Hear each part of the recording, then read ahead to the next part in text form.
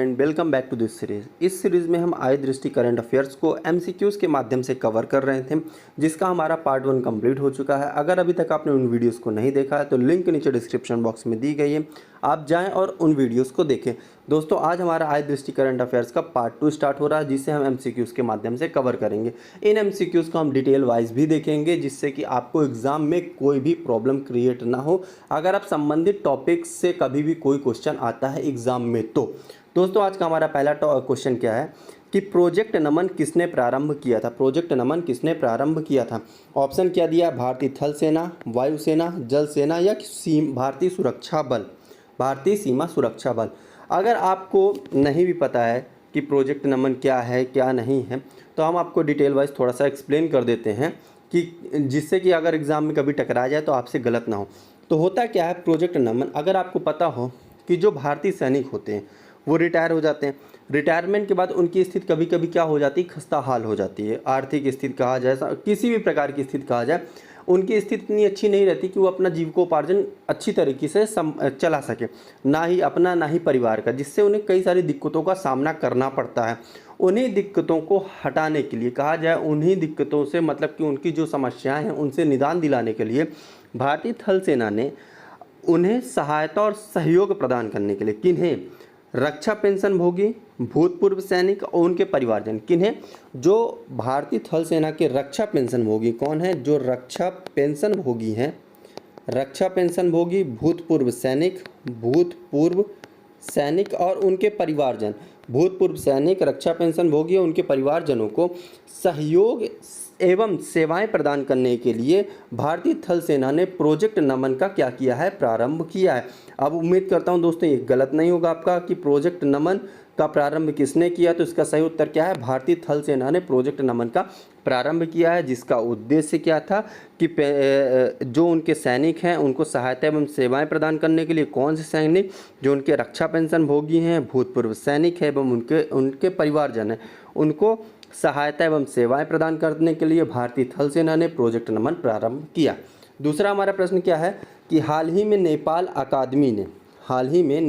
अकादमी ने नेपाली भाषा और संस्कृत के अध्ययन के लिए किस विश्वविद्यालय के साथ समझौता किया?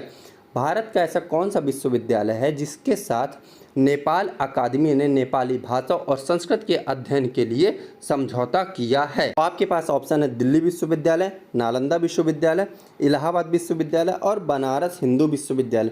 ये भी सिंपल सा एक फैक्ट है, ये कोई भी डिटेलिंग करने की आवश्यकता नहीं है कि क्यों है, कहाँ है। हाँ, जब आप आईआर देखेंगे तब आप भारत और नेपाल के रिलेशन में आप इस पॉइंट को भी ऐड कर सकते हैं। ये एक पॉजिटिव पॉइंट है, पॉजिटिव इंडिकेशन है भारत और नेपाल के रिलेशन के बीच, जो कि अभी धीरे धीरे क्या हो रहा है कि भारत और नेपाल का रिलेशन धीरे धीरे कहीं पे कहा जाए तो कभी अच्छा हो जाता है, कहीं ख़राब हो जाता है। अच्छा कब हो जाता है?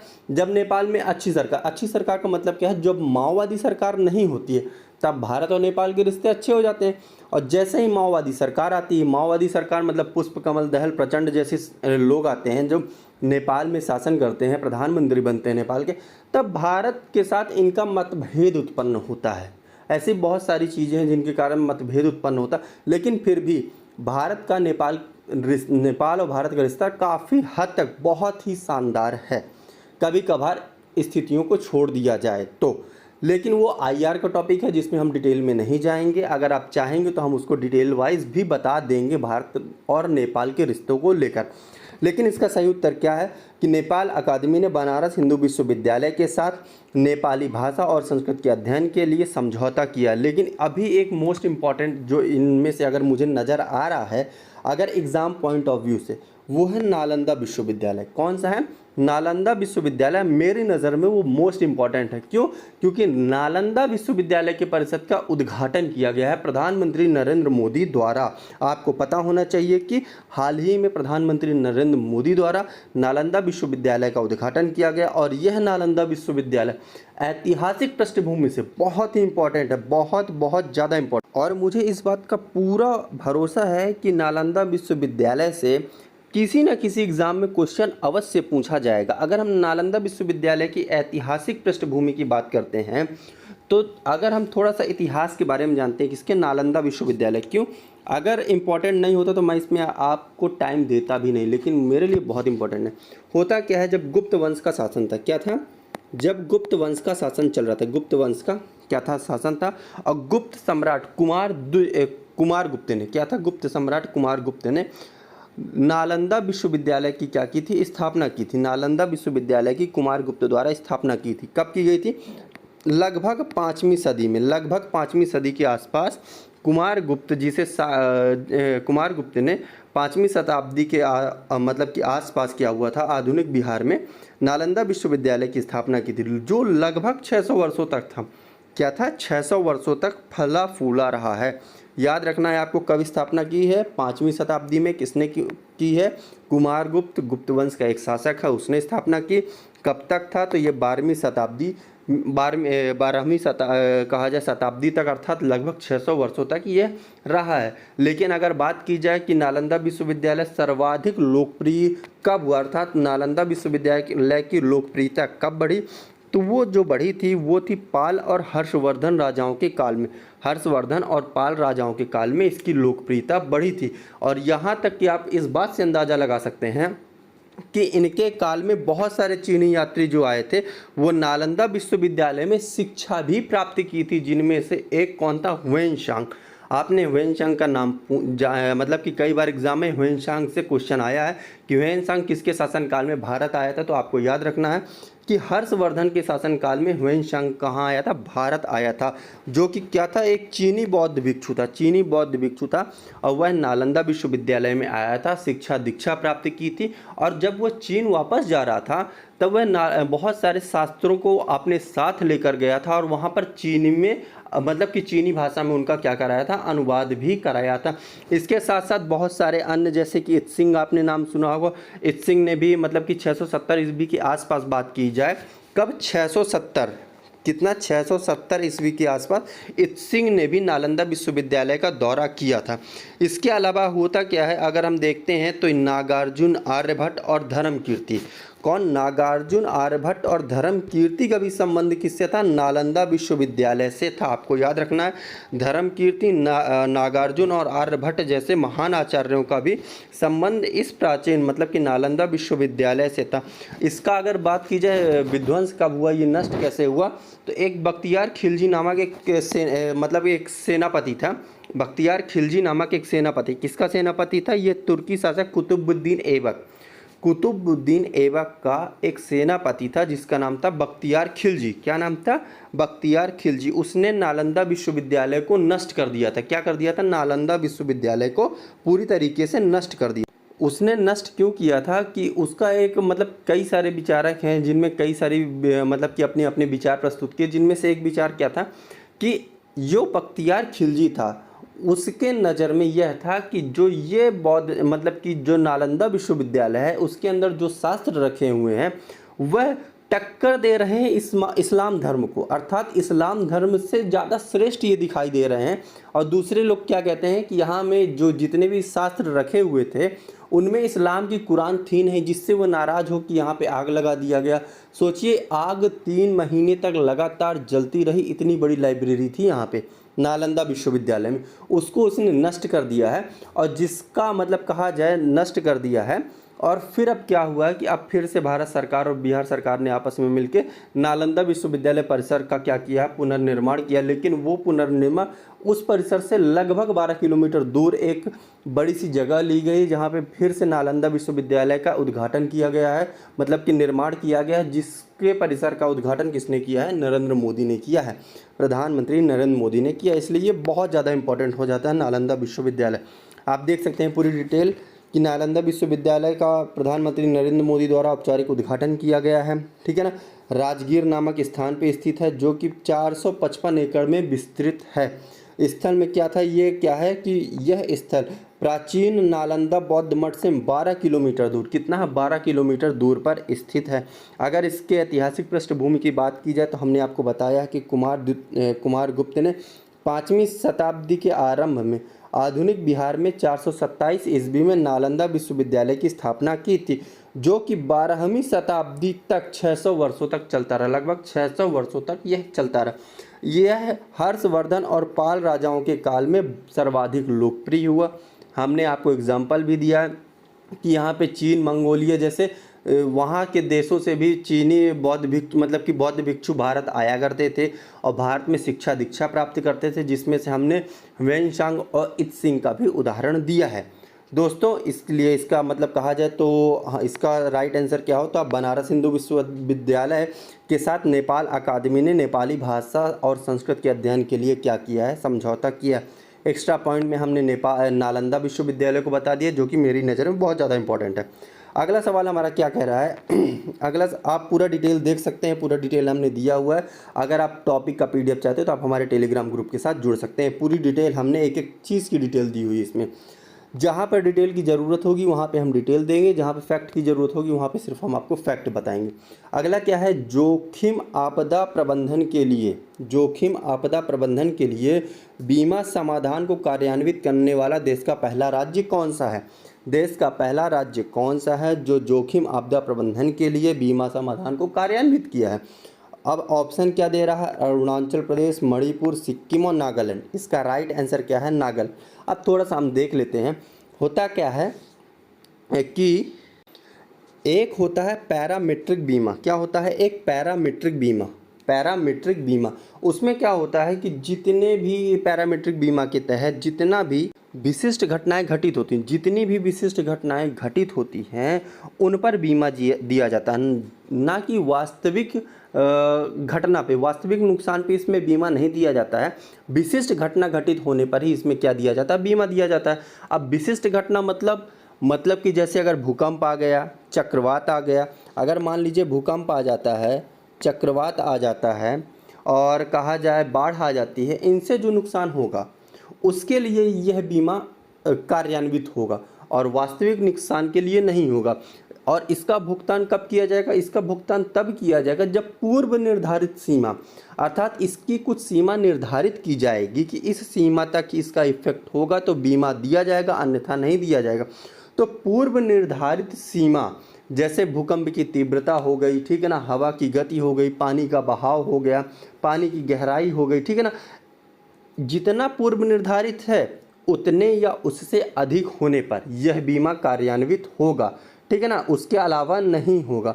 और इसके लिए क्या किया जाएगा, जो हानि का आकलन किया जाएगा वह वस्तुनिष्ठ और वस्तुनिष्ठ और साथ ही साथ मापनीय मापदंडों पर निर्भर करता है। मतलब ये है कि जो हानि होगी वस्तुनिष्ठ होगी और मापनीय मापदंडों पर निर्भर करेगी, ठीक है ना। और इसके बात की जाती है कि जो ये बीमा है तो हमने बता दिया है कि वास्तविक नुकसान की जगह विशिष्ट नुकसान पर निर्भर करती है। विशिष्ट नुकसान क्या होता है? भूकंप, बाढ़, चक्रवात, इनसे।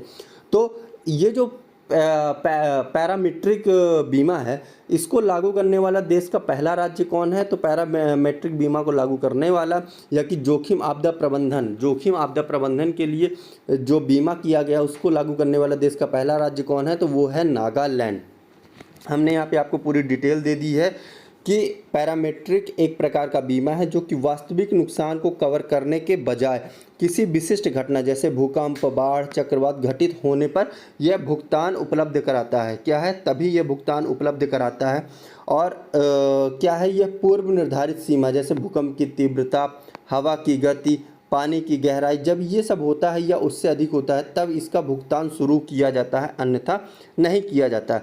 और यह बीमा त्वरित वित्तीय सहायता प्रदान करने के लिए डिज़ाइन किया, मतलब कि तुरंत ही क्या किया जाएगा? वित्तीय सहायता उपलब्ध कराया जाएगा, क्योंकि इसका हानि का आकलन जो होता है, हानि का आकलन के बजाय वस्तुनिष्ठ एवं मापनीय मापदंड मतलब कि मापनीय मापदंडों पर निर्भर करता है। मतलब कि कहने का तात्पर्य यह है कि इसे तुरंत वित्तीय सहायता उपलब्ध कराई जाएगी, क्योंकि ये जो होता है मापनीय मापदंड मतलब कि पहले से पूर्व निर्धारित जो सीमा है वो पहले से निर्धारित है कि अगर इतना नुकसान हुआ तो तुरंत त्वरित कार्रवाई कर दी जाएगी, तुरंत बीमा का पैसा जो मतलब जो भी कहा जाए वित्तीय सहायता तुरंत उपलब्ध करा दी जाएगी। इसलिए कहा गया कि यह जो है हानि के आकलन की बजाय वस्तुनिष्ठ एवं मापनीय मापदंडों पर निर्भर करता है, ठीक है ना। इससे क्या होगा कि सुगमता उपलब्ध होगी, जो नुकसान है उसका त्वरित भरपाई हो सकती है।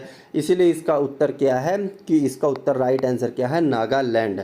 अगला हमारा प्रश्न क्या कहता है कि गोरखपुर सिलीगुड़ी एक्सप्रेस वे। अगला प्रश्न हमारा है कि गोरखपुर सिलीगुड़ी एक्सप्रेस वे के संबंध में कौन सा कथन सत्य नहीं है। आपको ये देखना है, सत्य नहीं है। इसमें सत्य नहीं है ऑप्शन पूछ रहा है, तो पहला ऑप्शन क्या कह रहा है कि यह एक्सप्रेस वे 519 किलोमीटर लंबा है। पहला ऑप्शन क्या कह रहा है, यह एक्सप्रेस वे 519 किलोमीटर लंबा है। दूसरा ऑप्शन क्या कह रहा है, यह एक्सप्रेस वे 4 राज्यों से होकर गुजरता है। हम ऑप्शन नहीं जानते हैं, ठीक है, कोई बात नहीं। सबसे पहले हम इसको थोड़ा सा जान लेते हैं कि गोरखपुर सिलीगुड़ी एक्सप्रेस वे है क्या चीज़। अगर आप देख रहे होंगे तो यहाँ पे दिख रहा है आपका गोरखपुर, यहाँ पे आपका दिख रहा है गोरखपुर मैप में, और यहाँ पे दिख रहा है सिलीगुड़ी। सिलीगुड़ी कहाँ पे है, पश्चिम बंगाल में। गोरखपुर कहाँ पे है, यूपी में। और ये जब एक्सप्रेस वे जाएगा तो ये बिहार होते हुए समस्तीपुर, पश्चिमी चंपारण होते हुए ये सिलीगुड़ी से मिलेगा। अर्थात कहा जाए तो यहाँ पे 3 राज्य आ रहे हैं। 3 राज्य में कौन कौन, यूपी आ रहा है, बिहार आ रहा है और पश्चिम बंगाल आ रहा है। और इसकी सीमा जो है नेपाल बॉर्डर से लगती हुई जाएगी, ठीक है ना। और इसकी लंबाई कितनी है, 519 किलोमीटर ये लंबा एक्सप्रेस वे है, ठीक है ना। तो अब इसका देखते हैं कौन सा कथन सत्य नहीं है, असत्य कथन हमको बताना। तो इस एक्सप्रेस की लंबाई जो है, इस एक्सप्रेस वे की लंबाई 519 किलोमीटर है, तो ये सही है। यह एक्सप्रेस वे 4 राज्यों से होकर गुजरता है, तो नहीं, यह एक्सप्रेस वे 3 राज्यों से होकर गुजरता है। वो राज्य कौन कौन से हैं, तो यूपी, बिहार और पश्चिम बंगाल। अर्थात इसका राइट आंसर क्या है, केवल 2 ऑप्शन जो है कि गलत है, ठीक है ना। हमने यहाँ पे डिटेलिंग आपको पूरी दी हुई है, आप लोग इसको एक बार देखिएगा, पढ़िएगा। अब हम चलते हैं अगले सवाल की ओर। हमारा अगला सवाल क्या है, हाल ही में राष्ट्रपति भवन के दरबार हॉल का नाम बदलकर क्या रखा गया। जो दरबार हॉल है उसका नाम बदलकर क्या रखा गया है। ऑप्शन क्या कह रहा है, गणतंत्र मंडप, दरबार मंडप, अशोक मंडप, अशोक हॉल। ये ऑप्शन है। देखिए, अगर आपको पता होगा, जब से ये सरकार आई है, मोदी सरकार, उसने बहुत सारे जगहों के नाम परिवर्तित किए हैं। उन जगहों के नाम परिवर्तित करने के पीछे उनका उद्देश्य क्या है, वो बोलते हैं कि हम जितने भी गुलामी दास्ता के प्रतीक हैं, प्रतिबिंब हैं, हम उनका नाम बदलेंगे।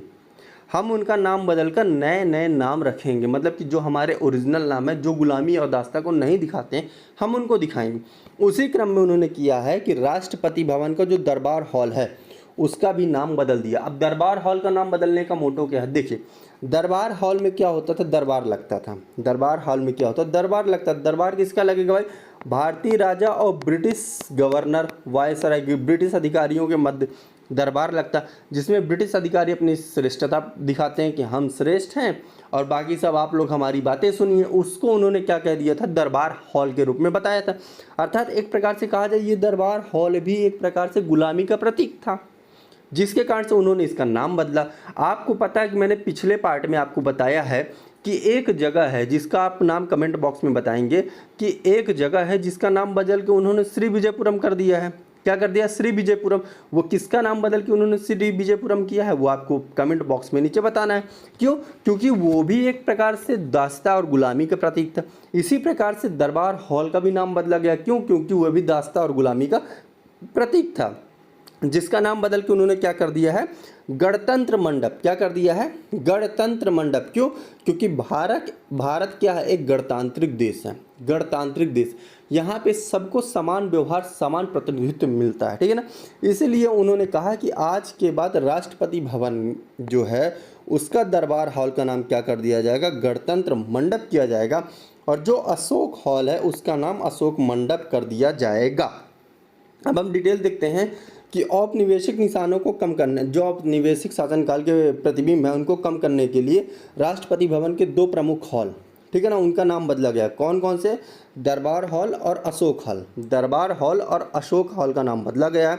दरबार हॉल का नाम बदल के क्या कर दिया गया, गणतंत्र मंडप किया गया। और अशोक हॉल का बदल कर अशोक मंडप कर दिया गया है। ये क्या था, ये जो भवन है राष्ट्रपति भवन, ये दुनिया का सबसे बड़ा भवन है राष्ट्राध्यक्षों के निवास स्थान के रूप में, ठीक है ना। नई दिल्ली का राष्ट्रपति भवन दुनिया के किसी भी राष्ट्राध्यक्ष का सबसे बड़ा निवास स्थान है, ठीक है ना। इसे मूल रूप से ब्रिटिश वायसराय के लिए निर्मित किया गया था, जिससे आज़ादी के पूर्व वायसराय हाउस के रूप में क्या कहा जाता था, जाना जाता था। अर्थात जो अभी राष्ट्रपति भवन है, आज़ादी से पहले इसे वायसराय हाउस के रूप में जाना जाता था। इसका निर्माण किस लिए किया गया था? इसका निर्माण वायसराय के निवास स्थान के रूप में किया गया था। लेकिन 1950 में जब भारत गणतंत्र बन गया तो इसका नाम बदलकर राष्ट्रपति भवन कर दिया गया। इसका डिज़ाइन किसने किया था?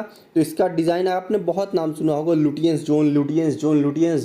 तो ये लुटियंस ही थे जिन्होंने इसका क्या किया था, डिज़ाइन किया था। तो इसलिए इसका राइट आंसर क्या है कि दरबार हॉल का नाम बदलकर क्या कर दिया गया है? तो दरबार हॉल का नाम बदलकर गणतंत्र मंडप कर दिया गया है।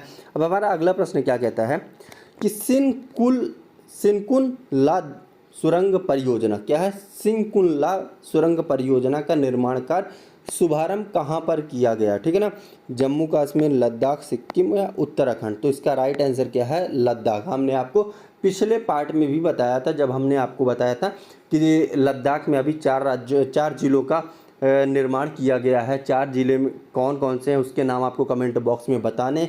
साथ ही साथ जब 5 अगस्त 2019 को जम्मू कश्मीर से धारा 370 हटाकर जम्मू कश्मीर से लद्दाख को सेपरेट करके 2 केंद्र शासित प्रदेश बनाए गए थे, एक जम्मू कश्मीर, एक लद्दाख।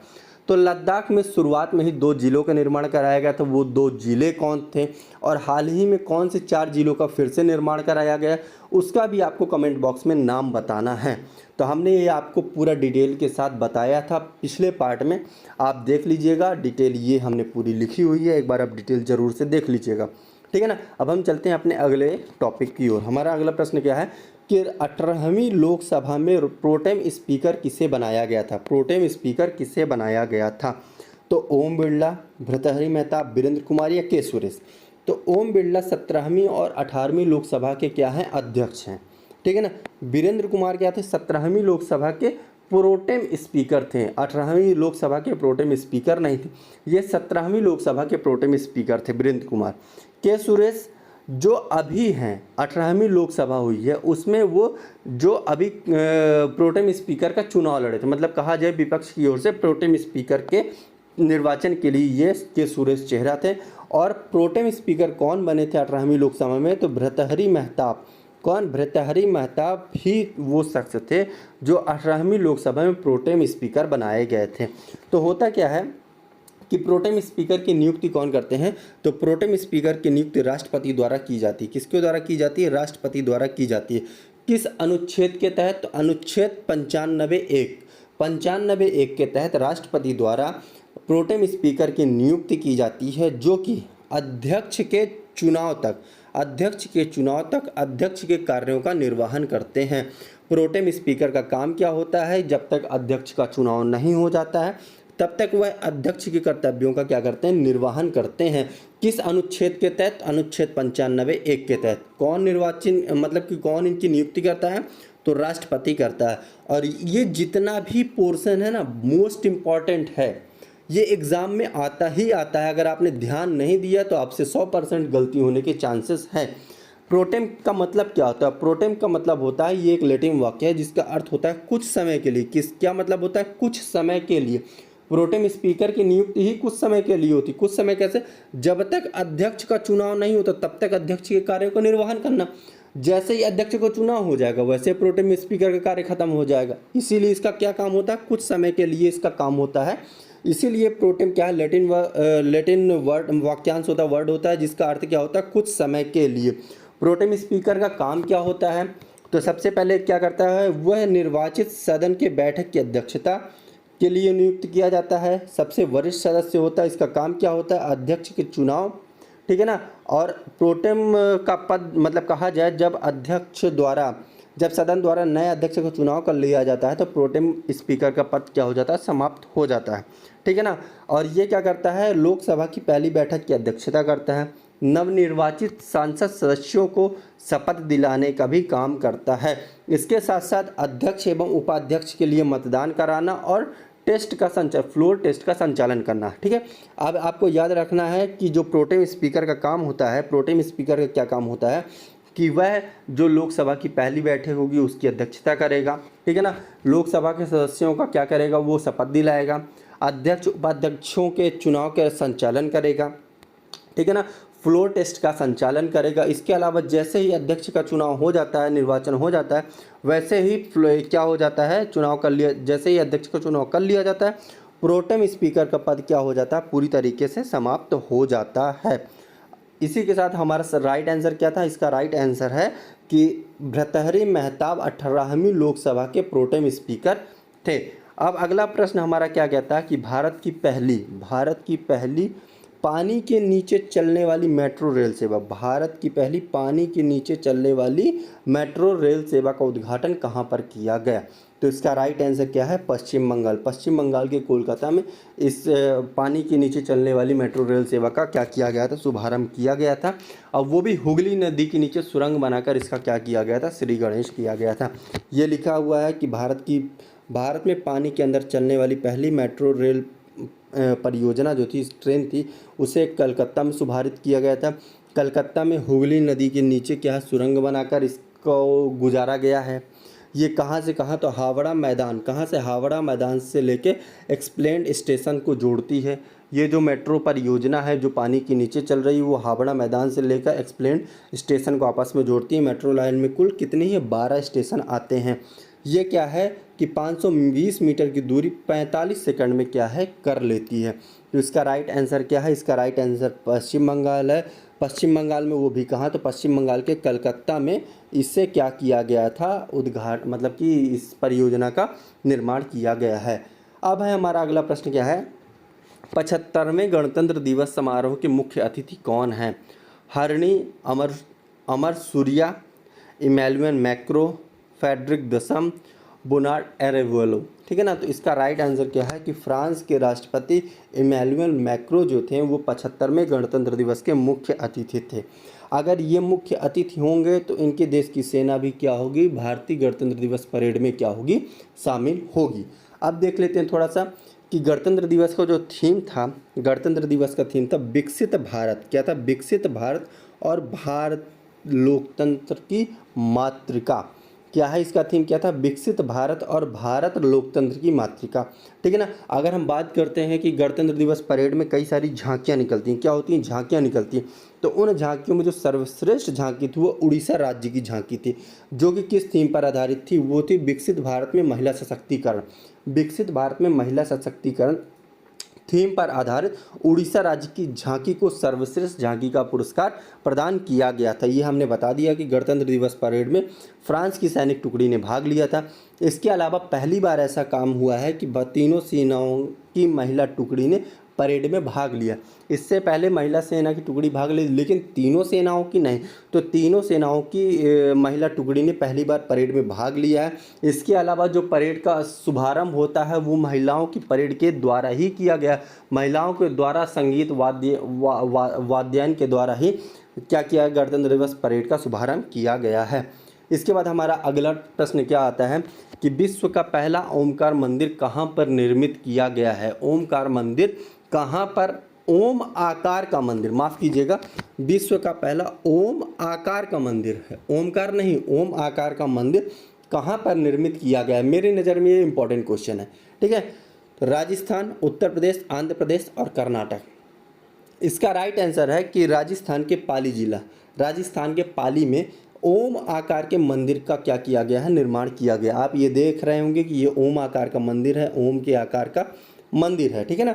इसका निर्माण कहाँ पे किया गया है, तो राजस्थान के पाली जिले में, ठीक है ना। ओम आकार का मंदिर क्या है, ये मंदिर नागर शैली से बना है। आपको बता दूं कि 3 शैलियाँ होती हैं, नागर, बेसर और द्रविड़ शैली।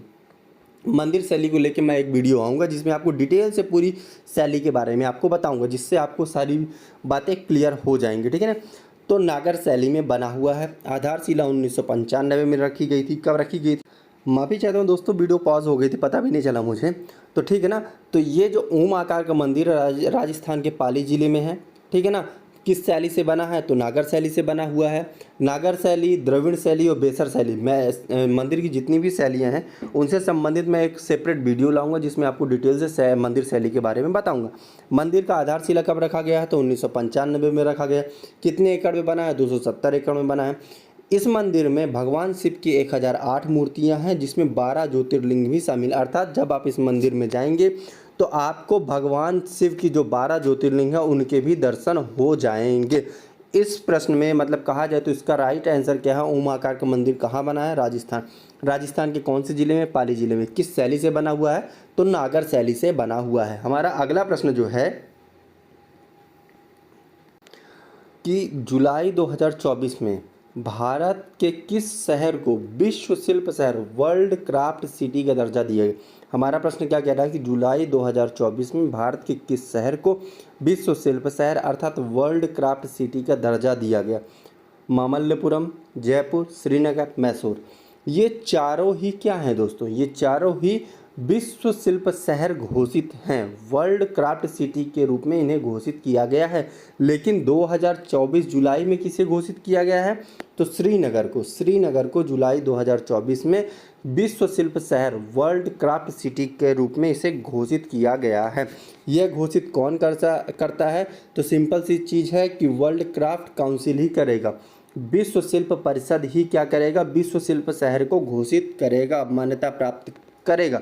भारत का श्रीनगर चौथा शहर है जिसे विश्व शिल्प शहर के रूप में घोषित किया गया। इससे पहले जयपुर, मामल्लपुरम, मैसूर ये शहर थे जिन्हें विश्व शिल्प शहर के रूप में घोषित किया गया। चौथा शहर अपना श्रीनगर है।